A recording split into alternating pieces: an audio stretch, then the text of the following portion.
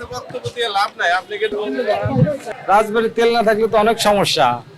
আপনার ধান কৃষিতে সমস্যা হবে, এখন সিজন, তেল না পাইলে এগুলো তো তেল দেওয়া যাবে না, ধানের কষ্ট হবে, ধানের সমস্যা হবে। তেল খোলা বাজারে ছাড়া খোলা বাজারে মানে কি, আমরা কালোখালী গেছি, আমি কালোখালী গেছি, কালোখালী তো পাই নাই, এগুলো দিকে সব পাম্প বন্ধ, আবার এখানে আসছি, এই যে ভাড়া দিয়ে প্রতিদিন ভাড়া দিয়ে আসি আর চলে যাই। আমার তো তেল অবশ্যই লাগবে, কারণ আমার জমি আছে, আমার আছে, আমরা সেচ মেশিন দিয়ে পানি দিই। এখন পাটের সিজন, বৃষ্টি নাই, পাটের জন্য মনে করেন ফসলই বনছে, বীজ বুনছি, কিছু জ্বালাচ্ছে না। আমার প্রয়োজন বলে প্রতিদিন 10 লিটার, কিন্তু আমি 1 লিটার আজ 3 দিন যাবত রাজবাড়ি আসি যাই, তো মানে যাতায়াত ভাড়া আমাদের এই খানগঞ্জ ইউনিয়ন থেকে রাজবাড়ি আসতে 100 টাকা হয়, কিন্তু তেল পাচ্ছি না।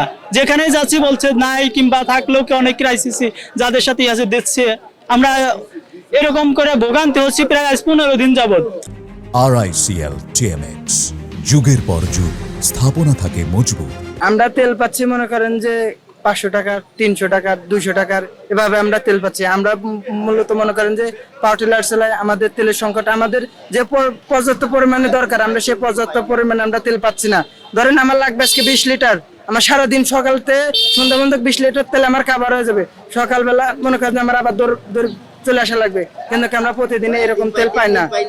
আমি মনে করতেছি তেলের জন্য এখন যদি তেল না পায় তাহলে বিষয় এই যে পাট, বর্তমানে পাটের মৌসুম চলতেছে, এই পাটটা আপনার যদি না জ্বালায়, বৃষ্টি না হয় তাহলে জ্বালাবে না, তো সেই ক্ষেত্রে তো কিছু ক্ষতি হইতে পারে।